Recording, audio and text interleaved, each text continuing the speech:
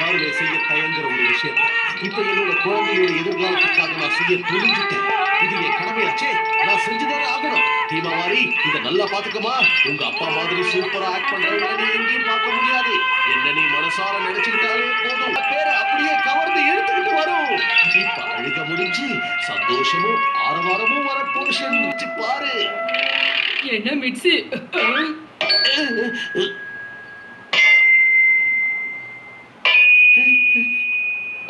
அது ஒண்ணும் இல்ல. இந்த நோட்டீஸ குடுத்துட்டு போலாமேனு தான் வந்தேன். இதை இங்கேயே வச்சிடுற, அப்புறமா பாத்துக்கங்க. அப்ப நான் கிளம்புறேன். பாய். உனக்கு ஒரு சொல்லவா? விடு மிட்சி. இல்ல ஹரி, அவ கண்டிப்பா கத்துக்கிட்டு தான் ஆகணும். இல்லனா அங்க போய் பண்ண முடியாதுல்ல. எனக்கு என்னவோ நீங்க இன்னும் நல்லா அழுத்தம் கொடுத்து நடிச்சா நல்லா இருக்கும்னு தோணுது. எவ்வளவு அழுத்தம் கொடுத்தாலும் சரி. இப்படி எல்லாம் யோசிக்கிறான். வேணும்னா ஒண்ணு பண்ணலாம். அவ முன்னாடி ஒரு விளம்பரத்தை அப்படியே நடிச்சு காட்டலாமா?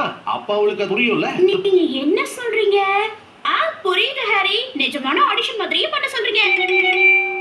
முதல்ல சிரிக்கிறது, அப்புறம் தவழ்ந்து வர்றது. Okay, action. ஹிமவரி, அம்மா பண்ணு. பாத்தியா, இதே மாதிரி நீயும் பண்ணணும். அப்புறம் சிரிக்கணும்.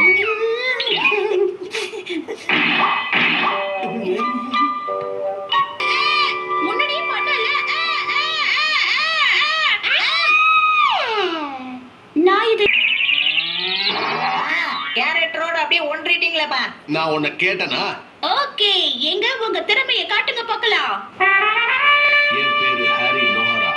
என்னோட வயசு 35. ஃபுட்டாபா ட்ரேடிங் கம்பெனில நான் சப்செக்ஷன் சீஃபா வேலை பார்க்குறேன். நான் கடமை தவறாதவன், ரொம்ப நேர்மையானவன். எனக்கு 2 குழந்தைங்க இருக்காங்க. அவங்க 2 பேருக்கும் நான் ஒரு மிகப்பெரிய ரோல் மாடல். அது மட்டும் இல்ல, அவங்களுக்கு நான் ரொம்ப பிடிக்கும்.